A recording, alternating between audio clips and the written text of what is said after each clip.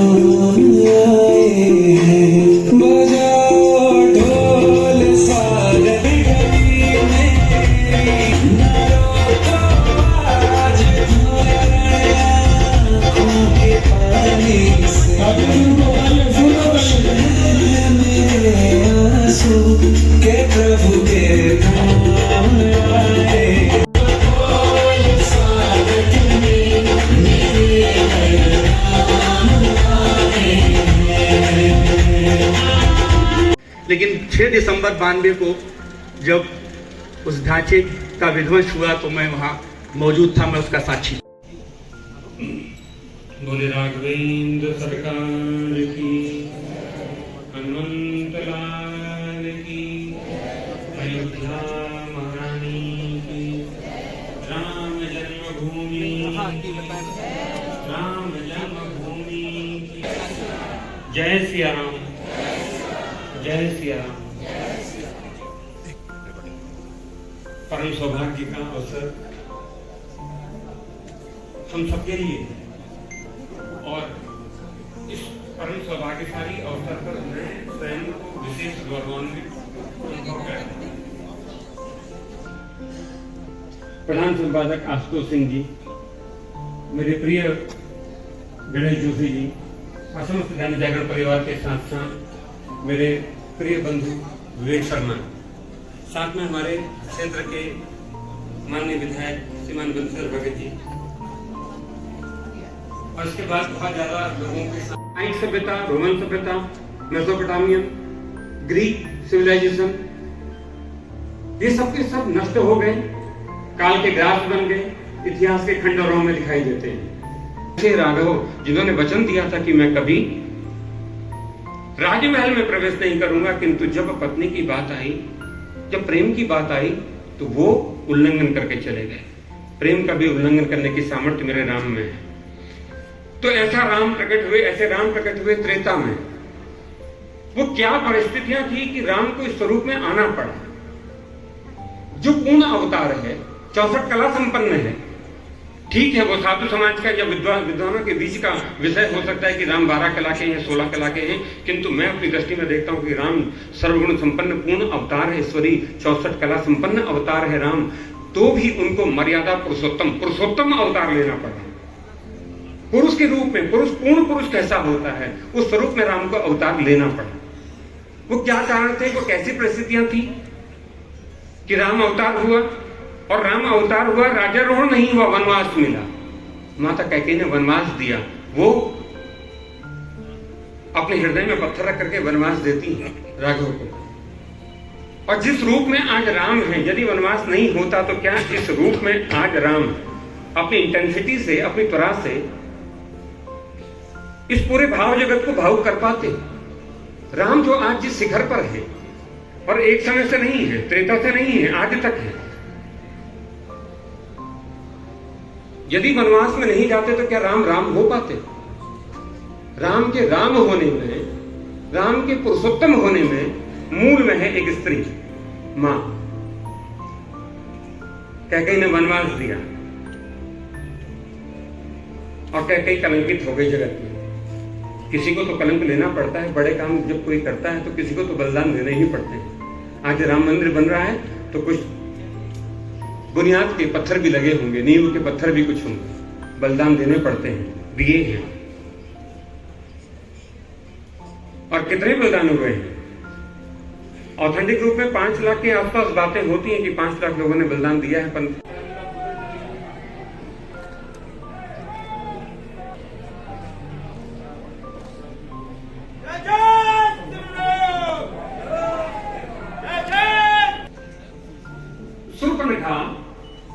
प्रभु श्री राम के सन्मुख आती है, अपना प्रेम निवेदित करती है और राघवेंद्र प्रकार से अपने आंखों को प्रकट करती है, अपने प्रयोजन को प्रकट करती है। गुरु ने नाक कान काटे शूर्पणखा के। नाक का मतलब है स्वर्ग भाव अर्थात अहंकार। गुरु सबसे पहले अहंकार ही काटता है। यही नाक काटना है। कान काट देता है गुरु। अब जगत का नहीं सुनना है कुछ कामदेव विषय। और मैं कहता हूँ लक्ष्मण गुरु है और पूरी परंपरा रावण तक जाती है। शूर्पणखा उसके बाद कहां गई? रावण के पास। शिष्य का दायित्व अपने गुरु को समाज के पास लेकर के जाना, यही तो शिष्य का कर्तव्य है।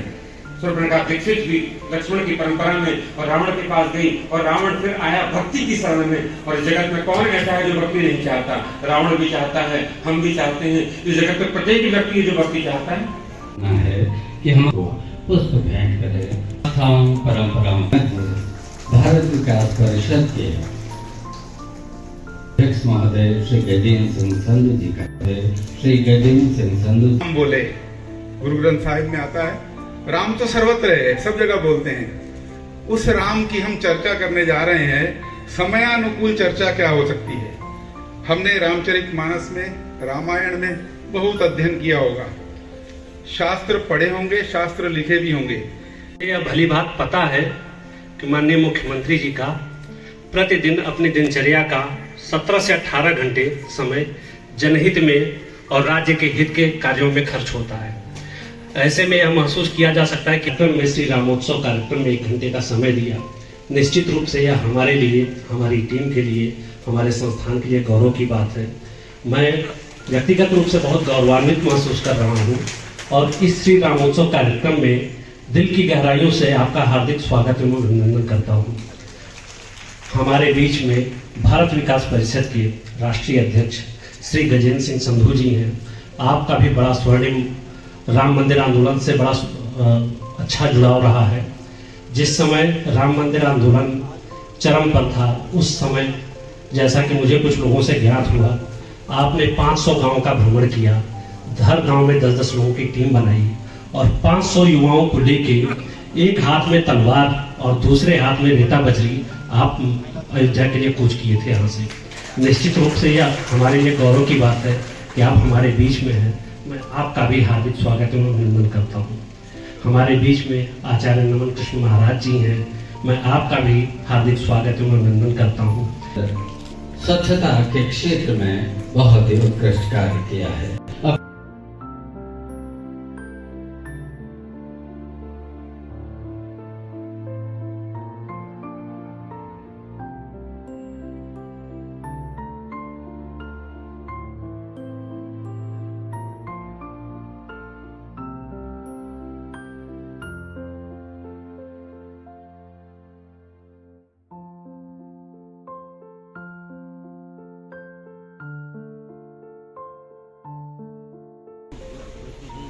जिसके संयोजन का काम यहाँ के हमारे संपादक श्री आशुतोष जी ने यहाँ पर आयोजन किया है। मुझे भी जो अवसर मिला भगवान श्री राम की कृपा से, आप सबके आशीर्वाद से, शुभकामनाओं से, तो मैं कह रहा था कि एक समय ऐसा भी होता है जब शुरुआत में राजनीतिक क्षेत्र में जब हम काम करते हैं तो कई बार स्थिति ऐसी आती है कि व्यक्ति बहुत वो सोचता नहीं कई सालों बाद कहाँ उसको पहुँचना है, या वो लोग जो लोग उस समय में महत्वपूर्ण उस पर होते हैं वो भी कोई ऐसा सभी पहचान ले संभव नहीं होता। किसी अखबार में सबसे प्रमुखता से राम मंदिर के आंदोलन को छापने का काम, उसको जनता के बीच में ले जाने का काम करता था, तो वो जागरण ही करता था। तो इसके लिए मैं जागरण परिवार का विशेष रूप से धन्यवाद देना चाहता हूँ। और अध्यात्म के क्षेत्र में चूंकि जितना सुनिए उतना कम है, और एक बार सुनने लग जाइए तो फिर मन भरता ही नहीं है कभी। इसमें खो जाइए तो इससे दूर जाने का मन होता ही नहीं है। ऐसा लगता है कि इससे सुंदर, इससे अच्छा संसार कौन सा होगा, जहाँ हम भगवान से कहते हैं कि मैं कुछ नहीं हूँ, सब कुछ आप में ही नहीं थे। राम हमारे भी हैं, राम सबके हैं, इसीलिए सबसे उत्तम मर्यादा पुरुषोत्तम भगवान राम है। देश की आत्मा है, राम देश का सम्मान है, राम देश का अभिनंदन है, राम देश की उपासना है, राम देश के संवाद है, राम ममता है, राम प्रेम है, राम क्षमा करना भी राम है।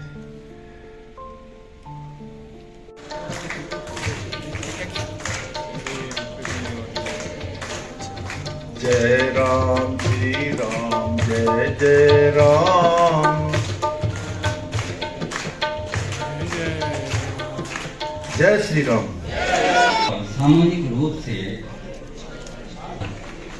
Senior marketing manager Shri Vinay Tiwari Krishna महाराज जी को, सर्कुलेशन मैनेजर श्री किरण शर्मा जी फलों के टोकरी लेकर यहाँ पर उपस्थित। आरती के बाद आप प्रसाद भी लेकर जाएंगे। गणेश जी माइक्रोफोन पर आने की कृपा करेंगे।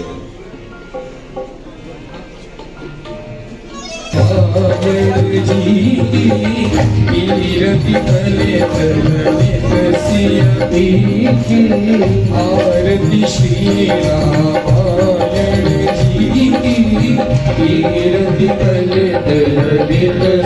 रामायण जी गावत ब्रह्मा विमुनि नारद वाल्मीक विज्ञान विशारद शुक्र सनकादि शेष अनुसारद भरति पवन सुत कीरति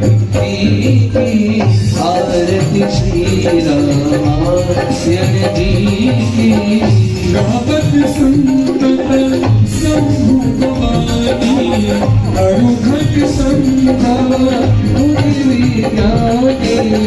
व्यास आदि कवि बरज बखानी काग सुरत करुण देवी आरती श्री रामायण की कीरति कले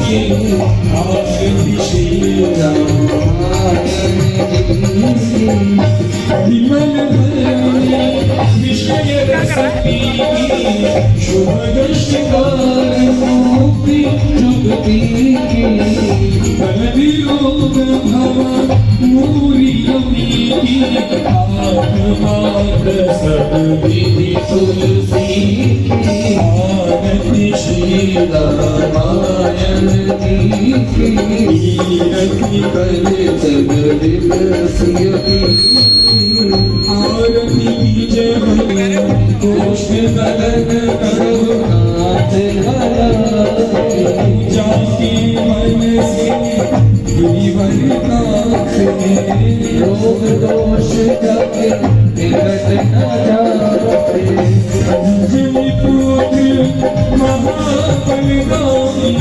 सदन प्रभु सदा सहाय वीरा रघुनाथ पठारे लंका चारि सिया सुधियारे लंक सुकोट समुद्र सिखाई जात पवन सुख द्वार नगारी लंका चारि असुर संहारे सिया राम जी काज सवारे लक्ष्मण मूर्छित पड़े सहारे मानस देव प्राण कुमारे देवी प्रताप जाते हरिया बढ़ती बुझा उठारे आए बुझा सत्य दरबारे